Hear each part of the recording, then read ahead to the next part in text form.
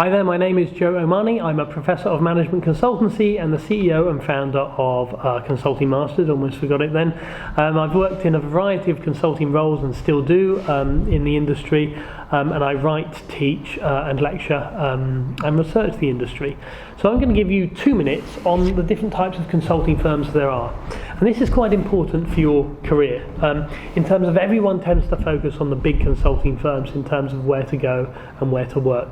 So I'm going to give you 2 minutes on different types of consulting firms.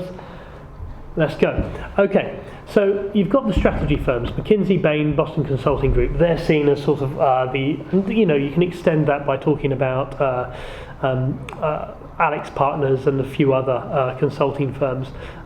However, they're still seen as the benchmark of the best consulting firms in the world. I would argue not necessarily true.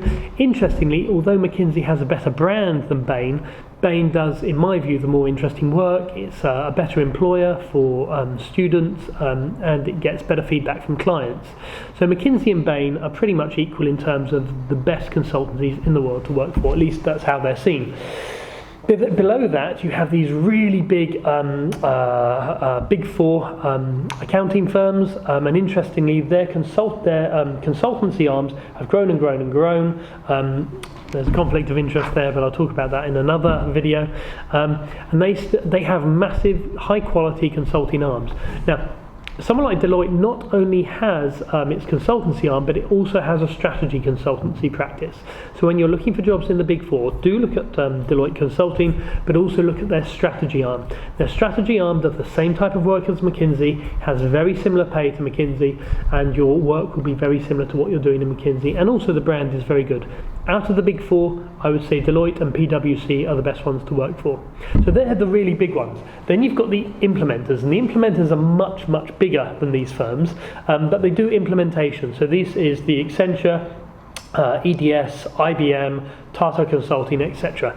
Now they tend to be very IT focused. They tend to do massive outsourcing projects, massive IT implementation, big outsourcing projects, call centers and big projects like that, where you need a huge amount of capital and a huge amount of investment in order just to start up. Now the margins in these firms are much lower. I'll give you another 30 seconds.